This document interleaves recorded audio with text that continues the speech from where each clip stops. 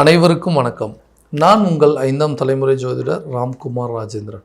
நம்ம இன்னைக்கு பார்க்க போகிற தலைப்புங்க, கும்பராசி அன்பர்களுக்கு உங்களோட ராசிக்கு 7ஆம் இடமான சிம்ம ராசியில் 2 கிரகங்களுடைய இணைவுகள், சூரியன் மற்றும் கேது ஆகிய 2 கிரகங்களுடைய சேர்க்கை கிரகண யோகம் என்று அழைக்கக்கூடியதுங்க. இந்த நிகழ்வு ஏப்ரல் மாதம் 17ஆம் தேதி முதல் செப்டம்பர் மாதம் 16ஆம் தேதி வரை நடைபெறவிருக்கு. சுமார் 18 ஆண்டுகளுக்கு பிறகு நடக்கக்கூடிய இந்த நிகழ்வு சிம்ம ராசியில் நடப்பதால் இதுவரை இருந்து வந்த எதிர்மறை விளைவுகள் அப்படிங்கிறது குறையுங்க. எந்த விஷயத்தை எடுத்தாலும் நெகட்டிவாகவே நடக்குதுங்க. நான் ஒன்று நினைக்கிறேன், ஆனால் வேறு விதமாக நடக்குது. நான் இதுதான் ரிசல்ட்டுன்னு நினச்சா அந்த ரிசல்ட் வேறு விதமாக வருது. செய்யக்கூடிய காரியங்களில் தேவையில்லாத தடைகள், கை கெட்டின விஷயங்கள் வாய் கெட்டலைங்க. எல்லாத்துலேயும் ஒரு குழப்பங்கள், தேவையில்லாத பதட்டம், பயம், ஒரு வித தடுமாற்றங்கள் அப்படிங்கிறது வந்துகிட்டே இருந்தது. நான் நினச்ச எந்த காரியமும் எனக்கு நடக்க மாட்டேங்குது. என்ன தான் அதுக்கு காரணம்? ஒரு கரெக்டான ஸ்டேஜில் ஒரு திருமணம் அப்படிங்கிறது நடக்கலைங்க, குழந்தை பாக்கியம் அப்படிங்கிறது ஏற்படலைங்க, ஒரு வேலைக்கு சரியாக போக முடியல, ஒரு தொழில் தொடங்கலான்னாலும் ஆரம்பிக்க முடியல. இப்படி வாழ்க்கையில் நிறைய விஷயங்கள் குழப்பத்திலேயே வாழ்ந்துட்டுருக்குறாங்க. ஸோ இந்த குழப்பத்துக்கு காரணம் தான் என்ன, இந்த குழப்பங்கள் எப்போ தான் தீரும் அப்படின்னு யோசிச்சுட்டு இருக்கக்கூடிய இந்த கும்பராசி அன்பர்களுக்கு இந்த கிரகங்களுடைய இணைவு காலகட்டங்களில் ஒரு வாழ்க்கையில் மிகப்பெரிய அற்புதத்தை கொடுக்க போதுங்க. ஸோ அது என்ன அப்படிங்கிறத வரக்கூடிய காணொலியில் தெளிவாகவும் துல்லியமாகவும் பார்க்கலாங்க. நம்ம சேனலை ஃபஸ்ட் டைம் பார்க்குறவங்க வந்து சப்ஸ்கிரைப் பண்ணிக்கோங்க, பெல் பட்டனை கிளிக் பண்ணி ஆல் அப்படிங்கிற ஆப்ஷன் கொடுத்துக்கோங்க. கும்பராசி அன்பர்கள், சனி பகவானை அதிபதியாக கொண்டவர்கள். உங்களுடைய ராசிக்கு 7ஆம் இடமான கலஸ்தரஸ்தானத்தில் இந்த கிரகங்களுடைய இணைவுகள் அப்படிங்கிறது நடக்குதுங்க. ஸோ இது வரைக்கும் இருந்து வந்த பிரச்சனைகள் அப்படிங்கிறது, ஒரு வேலையில் இருக்கிறவங்க கரெக்டாக தான் போயிட்டு இருந்தது, எல்லாமே பர்ஃபெக்டாக போயிட்டு இருந்துச்சுங்க, நல்லா ஒர்க் பண்ணிட்டு இருந்தேன், அந்த ஒர்க் பண்ண இடத்துல நல்ல பேர் புகழ் அந்தஸ்தோடு வாழ்ந்துட்டு திடீர்னு என்ன நடந்ததுன்னே தெரியலைங்க, அந்த வேலையை விட்டு வெளியே வர மாதிரி சில சூழல் அப்படிங்கிறது ஏற்பட்டுருச்சு. எனக்கு அந்த வேலையில் நிரந்தரமாக இருக்க முடியாமல் போயிடுச்சு. புதுசாக ஒரு வேலை தேடுறோம், அந்த வேலையும் சரியான நேரத்தில் கிடைக்க மாட்டேங்குது. வெளியூர்லேருந்து வெளிநாடு போகணும் அப்படின்னு முயற்சி பண்ணிகிட்டு இருக்கிறேன், அந்த வேலையும் கரெக்டான விதத்தில் அமைய மாட்டேங்குது. நான் படித்த படிப்புக்கு எனக்கு பிடிச்ச துறையில் எனக்கு ஒரு வேலை அப்படிங்கிறது அமையவே மாட்டேங்குது. இவ்வளோ விஷயங்கள் இந்த வேலையில் தேவையில்லாத பிரச்சனைகள் கொடுத்துட்ருக்கு. இது எப்படி தான் சரியாகும் அப்படின்னு கேட்டிங்கன்னா, கட்டாயமாக இந்த 7ஆம் இடம் என்று சொல்லக்கூடிய கலஸ்தரஸ்தானத்தில் இந்த தொழில், கூட்டாளிகள், நட்பு மற்றும் மனைவி ஸ்தானத்தில் இந்த கிரகங்களுடைய இணைவுகள் இருக்கும்போது புதிய வேலை வாய்ப்புகள் உங்களை தேடி வரக்கூடிய ஒரு தருணமாக இருக்க போதுங்க. நிறைய இன்டர்வியூஸ் அட்டன் பண்ணிட்டேங்க, எதுவுமே எனக்கு செட் ஆகலை. அதே மாதிரி எனக்கு பிடிச்ச டிபார்ட்மெண்ட்டில் நான் படித்த துறையில் வேலை செய்யணும்னு ஆசைப்பட்றேன். ஏன்னா இது வரைக்கும் நான் செஞ்ச வேலைகள்லாம் பார்த்திங்கன்னா நான் படித்த படிப்புக்கு தகுந்த வேலையே கிடையாதுங்க. ஏதோ ஒரு சூழ்நிலைகள் வேறு வழி இல்லை, இந்த வேலையை செஞ்சு தான் ஆகணும் அப்படிங்கிற மாதிரி ஒரு ஜாப் கிடைச்சது. அது ஃபினான்ஷியல் சுச்சுவேஷனுங்க, குடும்ப சூழ்நிலை காரணமாக அந்த வேலையில் சேர்கிற மாதிரி வச்சு. ஆனால் எனக்கு படித்த படிப்புக்கும் எனக்கு பிடிச்ச துறையிலே ஒரு வேலை கிடைக்கவே இல்லை அப்படின்னு எதிர்பார்க்குறவங்களுக்கு நிச்சயமாக நீங்கள் எதிர்பார்த்தபடி உங்களுடைய துறைகளில் நீங்கள் ஆசைப்பட்ட மாதிரி ஒரு துறையில் வேலை கிடைப்பதற்கான வாய்ப்புகள் அப்படிங்கிறது கண்டிப்பாக இருக்குதுங்க. அதே மாதிரி வெளியூர் மற்றும் வெளிநாடு வேலைக்கு உண்டான முயற்சிகள் இந்த நேரத்தில் கண்டிப்பாக நடக்குங்க. டிரான்ஸ்ஃபர் எதிர்பார்த்துட்ருக்கிற நபர்களுக்கு ஒரு இடத்துலேருந்து இன்னொரு இடத்துக்கு டிரான்ஸ்ஃபர் அப்படிங்கிறது கிடைக்குங்க. புதிய வேலைகள் உங்களை தேடி வரக்கூடிய ஒரு காலகட்டமாக இருக்க போதுங்க. நிச்சயமாக நிறைய விஷயங்கள் உங்களோட வாழ்க்கையில் நீங்கள் எதிர்பார்த்தபடி ஆசைப்பட்ட மாதிரி ஒரு வேலை கிடைப்பதற்கான சூழல் அப்படிங்கிறது கண்டிப்பாக இருக்குங்க. ஓகே, ஒரு இடத்துலேருந்து ஒரு கண்ட்ரியில் வேலை பார்த்துட்ருக்குங்க, அந்த இடத்துல விட்டு திடீர்னு ஓகே சொந்த கண்ட்ரிக்கு போகணும் அப்படின்னு எதிர்பார்த்துட்ருக்கிறவங்க, அங்கே போயிட்டு ஏதாவது புதுசாக ஜாபுக்கு ஜாயின் பண்ணலாமா, இல்லை இது புதுசாக ஏதாவது பிஸ்னஸ் ஸ்டார்ட் பண்ணலாமா அப்படின்னு நினைக்கிறவங்களுக்கு கூட இந்த காலகட்டங்களில் அதுக்குண்டான முயற்சிகள் உங்களுக்கு ஒரு நல்ல பங்களிப்பை கொடுக்குங்க. நீங்கள் எதிர்பார்த்த முயற்சிகள், வாழ்க்கையில் நிறைய நிகழ்வுகள் எதிர்பார்த்துருப்பேன், அந்த நிகழ்வுகள் வெற்றி பெறக்கூடிய ஒரு காலகட்டமாக இருக்க போது அதுக்குண்டானபடி பிளான் பண்ணுறதுக்கான காலகட்டமாகவும் இது இருக்க போதுங்க.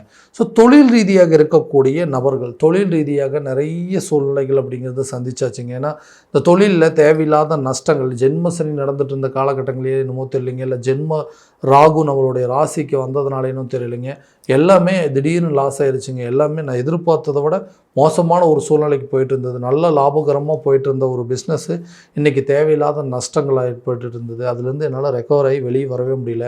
கடன் அதிகமாகிடுச்சு. இந்த பிஸ்னஸ் சக்ஸஸ்ஃபுல்லாக ரன் பண்ணணும் அப்படிங்கிற டவுட்டே எனக்கு வந்துடுச்சு. அந்த மாதிரி நிலைகளுக்கு அளவுக்கு கொண்டு போயிடுச்சுங்க. இந்த ப்ராப்ளம் எப்போ தான் சால்வ் ஆகும்? ஏன்னா கூட வேலை பார்த்துட்டு இருந்தோம், கூட ஒர்க் பண்ணிகிட்டு இருந்த பார்ட்னர்ஸும் சரி, திடீர்னு தேவையில்லாத விதத்தில் அவங்களுடைய விலகலும் சரிங்க, ஃபினான்ஸ் லெவலில் எனக்கு தேவையில்லாத பிரச்சனைகள் அப்படிங்கிறது கொடுத்துட்டு இருந்தது. ஸோ கூட இருந்த நபர்கள் எல்லாமே திடீர்னு எனக்கே பகையாக மாறிட்டாங்க. என் நிறுவனத்தில் வேலை செஞ்சுட்டு இருந்த நபர்களும் சரிங்க, என் பிஸ்னஸில் பார்ட்னராக இருந்தவங்களும் சரி, எனக்கே ஆப்போசிட்டாக மாறிட்டாங்க. அது முதுகுல குத்துற மாதிரி சில சூழ்நிலைகள் ஏற்பட்டுச்சு. ஏன்னா நான் எந்த தவறும் செய்யலைன்னா இன்றைக்கி எல்லா தவறுக்கும் காரணம் நான் தான் சொல்லி என்னையவே ஒரு குற்றவாளியாக மாற்றிட்டாங்க. இந்த நிகழ்வுகள் மாறவே மாறாதான்னு கேட்டிங்கன்னா கண்டிப்பாக சொல்கிறேங்க. உங்களுடைய தொழிலில் சாதித்து காட்டக்கூடிய ஒரு காலகட்டமாக இருக்க போது, உங்களுடைய பிஸ்னஸில் எல்லா விஷயத்தையுமே தனியாளாக நின்று சமாளிக்கக்கூடிய தைரியத்தை கொடுக்குங்க. அதே நேரத்தில் யாரெல்லாம் உங்களுக்கு வந்து பார்ட்னர்ஸ் மூலமாக பிரச்சனை இருந்ததோ அவங்களெல்லாம் விலகிட்டு சொந்தமாக அந்த தொழிலை நடத்துவதற்கான சூழல் அப்படிங்கிறது தான். உங்கள் நிறுவனத்தில் வேலை செய்யக்கூடிய நபர்கள் கூட யாரெல்லாம் வந்து சரியாக இல்லை அப்படிங்கிறத தெரிஞ்சுக்கிட்டு அவங்களெல்லாம் மாற்றம் பண்ணிவிட்டு புதிய நபர்களை வந்து சேர்த்துட்டு அது மூலமாக பிஸ்னஸ் சக்ஸஸ் பண்ணுறதுக்கான வாய்ப்புகள் அப்படிங்கிறது கண்டிப்பாக இருக்குங்க. ரொம்ப வருஷமாக வேலை பார்த்துட்டு இருந்தோம் கூட இப்போ வந்து புதுசாக ஒரு பிஸ்னஸ் ஸ்டார்ட் பண்ணலாம் அப்படிங்கிற அளவுக்கு சூழ்நிலைகள் ஏற்பட்டுருங்க. வரக்கூடிய வருமானங்கள் எல்லாமே செலவாயிட்டே இருக்குது, நஷ்டமாயிட்டே இருக்குங்க.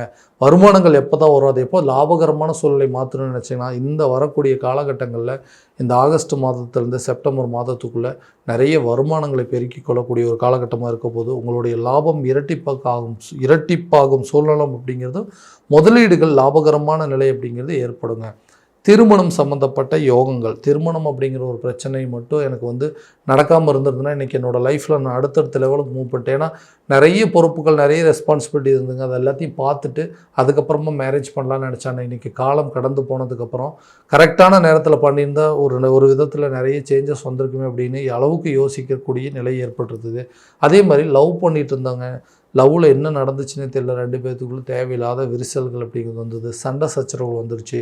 இந்த விஷயங்கள்லாம் எப்போ தான் தீர்ந்து நாங்கள் வந்து ஒரு நல்ல நிலைக்கு மறுபடியும் பழைய நிலைக்கு பேச முடியும் அப்படின்னு யோசிக்கிறவங்களுக்கு இந்த காலகட்டங்களில் திருமணம் சம்மந்தப்பட்ட யோகங்கள் அப்படிங்கிறது ஏற்படுங்க.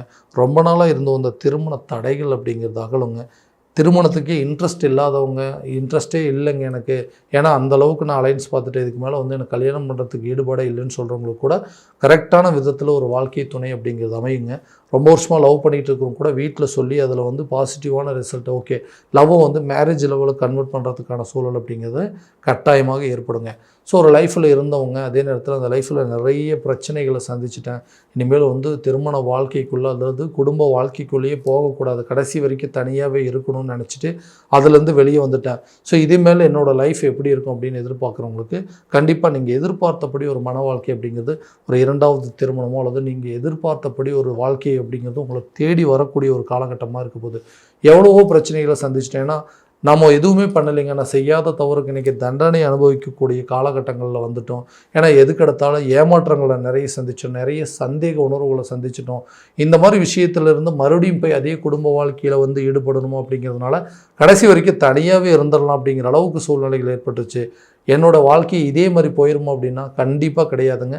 நீங்கள் இது வரைக்கும் அனுபவித்த கஷ்டங்கள், வலிகள், வேதனைகள்லாம் மாறக்கூடிய ஒரு காலகட்டமாக இருக்க போது நீங்கள் எதிர்பார்த்தபடி ஒரு மன வாழ்க்கை உங்களை தேடி வருங்க. ரொம்ப வருஷமாக நீங்கள் வந்து ஒரு ரிலேஷன்ஷிப்பில் இருக்கீங்கன்னா கூட கண்டிப்பாக அதை வந்து அடுத்த லெவலுக்கு கொண்டு போகிறதுக்கான சூழல் அப்படிங்கிறது கட்டாயமாக ஏற்படுங்க. குழந்தை இல்லாத தம்பதியினருக்கு குழந்தை பாக்கியம் அப்படிங்கிறது கண்டிப்பாக ஏற்படுங்க. ஏன்னா நீண்ட நாட்களாக அந்த குழந்தை பாக்கியம் ஒரு பெரிய தடையாகவே இருக்குங்க. இதனால் நிறைய மன உளைச்சலை, நிறைய கஷ்டங்கள் அப்படிங்கிறது அனுபவிச்சிட்டேன். ஸோ இதுக்கு மேலே என்னால் வந்து ட்ரீட்மெண்ட்டே எடுக்க முடியாதுன்னு அந்தளவுக்கு மருத்துவ ரீதியாக நிறைய முயற்சிகள் பண்ணியும் இன்றைக்கி வந்து வெற்றி அடையலை. நிறைய ஹாஸ்பிட்டல் பார்த்தாச்சு, நிறைய கோயிலுக்கு போயிட்டு வந்துட்டாங்க, எதுவும் பலனும் நடக்கலைன்னு சொல்கிறவங்களுக்கு குழந்தை பாக்கியம் ஏற்படுவதற்கான முயற்சிகள் இந்த காலகட்டங்கள் நடக்கும். இந்த ஐவிஎஃப் செயற்கை கருத்தரிப்பு மூலமாக நீங்கள் எடுக்கக்கூடிய முயற்சி கூட கண்டிப்பாக நல்ல பலன் அப்படிங்கிறது கொடுக்குங்க. பிரிந்த கணவன் மனைவிகள் ஒற்றுமைக்கு உண்டான யோகங்கள் அப்படிங்கிறது இருக்குங்க. ஏன்னா கணவன் மனைவிக்கிடையே நிறைய சண்டை சச்சரவுகள், எதுக்காக சண்டை போடுறோன்னே தெரியலைங்க. ஒரு பிரச்சனை அப்படிங்கிறது பேசுனா தீந்துரும், ஆனால் எதுக்காக அந்த பிரச்சனை வந்ததுன்னே பேசாமல் இருந்தோம் அப்படின்னா வாழ்க்கை பூரா அதே சூழ்நிலையில் தான் ஓடிட்டுருக்குங்க. ஏன்னா ஒருத்தருக்கு ஒருத்தர் அண்டர்ஸ்டாண்டிங்கே கிடையாதுங்க. நீங்கள் தப்பு பண்ணீங்களா, நான் தப்பு பண்ணேன்னு சொல்லி தவறுகளை வந்து சுட்டி காட்டுறதுலேயே வாழ்க்கை ஓடிட்டுருக்கே தவிர அந்த தவறுக்கு உண்டான தீர்வுகள் என்ன, அந்த தவறுக்கு என்ன தான் பிராய்ச்சித்தம் அப்படிங்கிறத பார்க்காம இருக்கோம். ஸோ எதுக்கு எடுத்தாலும் சண்டை போட்டுருக்குங்க. லவ் பண்ணும்போது காலகட்டங்களையும் சரிங்க, கல்யாணம் ஆனதுக்கப்புறமும் சரிங்க, இன்றைக்கி வரைக்கும் அதே பிரச்சனைகளை தான் ஓடிக்கிட்டு இருக்கு. ஸோ இந்த மாதிரி பாதிப்புகள் அப்படிங்கிறதெல்லாம் விலகாத, எங்களுக்குள்ள ஒரு நல்ல அண்டர்ஸ்டாண்டிங் அப்படிங்கிறது ஏற்படாதான், ஒருத்தருக்கு ஒருத்தர் மாற்றி மாற்றி குறை சொல்கிறேங்க. தேவையில்லாத நபர்களுடைய தலையீடுகள் வந்ததுனால தான் இன்றைக்கி குடும்பமே சின்னாபனமாக செதஞ்சு கிடக்குது. ஆளுக்கு ஒரு திசையில் வாழக்கூடிய நிலைகள் அப்படிங்கிறது ஏற்பட்டுருது. என்னை பற்றி புரிஞ்சிக்கவே மாட்டாங்களா, கணவன் மனைவி பற்றி புரிஞ்சிக்கவே மாட்டாங்களா, மனைவி கணவனை பற்றி புரிஞ்சிக்க மாட்டாங்களா, அல்லது பெத்த குழந்தைங்க நம்ம அப்பா அம்மாவை புரிஞ்சிக்க மாட்டாங்களான்னு சொல்லி இந்த ஏக்கத்திலேயே பாதி வாழ்க்கை ஓடிட்டுருக்குங்க. ஸோ அந்த மனைவி கணவன் சம்மந்தப்பட்ட விவகாரங்கள் அப்படிங்கிறத தீருங்க. காதலர்கள் மத்தியில் இருக்கக்கூடிய பிரச்சனைகள் அப்படிங்கிறது விலகும். ஒருத்தருக்கு ஒருத்தர் என்ன பிரச்சனை, யாருனால பிரச்சனை, எதனால் பிரச்சனை அப்படிங்கிறது பேசி தெரிஞ்சுக்கிட்டு அவங்களுக்குள்ளே இருக்கக்கூடிய பாதிப்புகள் எல்லாம் என்ன, எதனால் இந்த மாதிரி நம்மளோட லைஃப் இருக்குது, ஏன் இன்றைக்கி டிவோர்ஸ் வரைக்கும் கொண்டு போயிருக்கு அப்படிங்கிறத பேசி அந்த பிரச்சனையை தீர்த்து கொள்ளக்கூடிய ஒரு தருணமாக இருக்க போதுங்க.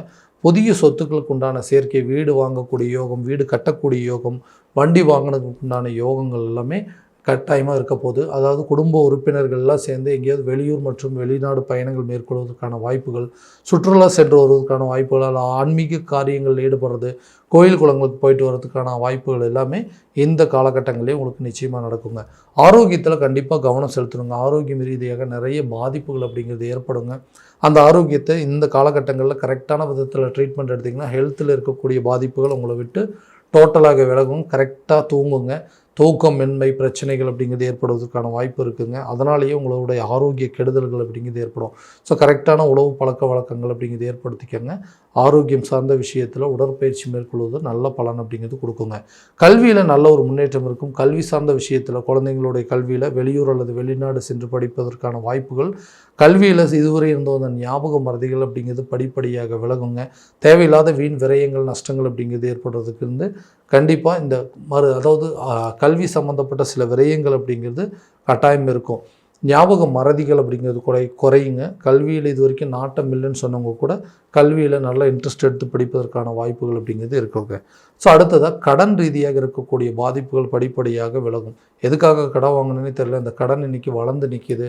ஸோ அந்த கடனை எப்படியாவது அடைக்கணும்னு முயற்சி பண்ணிகிட்ருக்கேன்.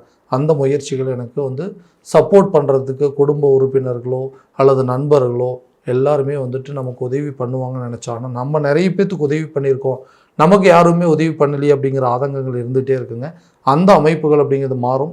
இவங்கக்கிட்ட இது வரைக்கும் எதிரிகளாக இருந்தவங்க கூட உங்கள்கிட்ட நண்பர்களாக மாறி உங்களுக்கு உதவி செய்யக்கூடிய ஒரு காலகட்டமாக இருக்க போதுங்க. பிரிந்து சென்ற நபர்கள் கூட ஒன்று சேருவதற்கான சில சூழல் அப்படிங்கிறதும், பண தேவைகள் அப்படிங்கிறது கரெக்டான நேரத்தில் பூர்த்தி ஆகுங்க. இருக்கிற பணத்தை வச்சு ஏதாவது ஒரு விதத்தில் எல்லாத்தையும் சரி பண்ணிடலாம்னு நினச்சா நீங்கள் எதிர்பார்த்த இடத்துலேருந்து அந்த தொகைகள் உங்கள் கைக்கு சேருங்க. கடனை அடைப்பீங்க. கண்டிப்பாக ஒரு நல்ல சூழல் அப்படிங்கிறது உங்களுக்கு ஏற்படுங்க. இது வரைக்கும் எதிரிகள் எல்லாமே உங்களுக்கு நண்பர்களாக மாறுவாங்க. விட்டுட்டு போனவங்க கூட சேர்றதுக்கான சூழல் அப்படிங்கிறது ஏற்படுங்க. ஸோ இது எல்லாமே பார்த்திங்கன்னா கோச்சார ரீதியான பலன்கள் மட்டும்தாங்க.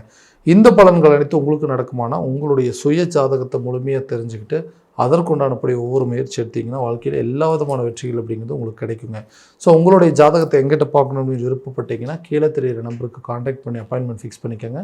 அப்படி இல்லையா உங்களோட ஜாதகத்தை வாட்ஸ்அப் மூலமாக அமைச்சிச்சிங்க அப்படின்னா தெளிவான முறையில் கணிச்சு துல்லியமான பலன்கள் அப்படிங்கிறது உங்களுக்கு தெரியப்படுத்தப்படுங்க. மீண்டும் அடுத்த காணொலியில் உங்களை சந்திக்கும் வரை உங்களிடமிருந்து விடைபெறுவது உங்கள் ராம்குமார் ராஜேந்திரன். நன்றி.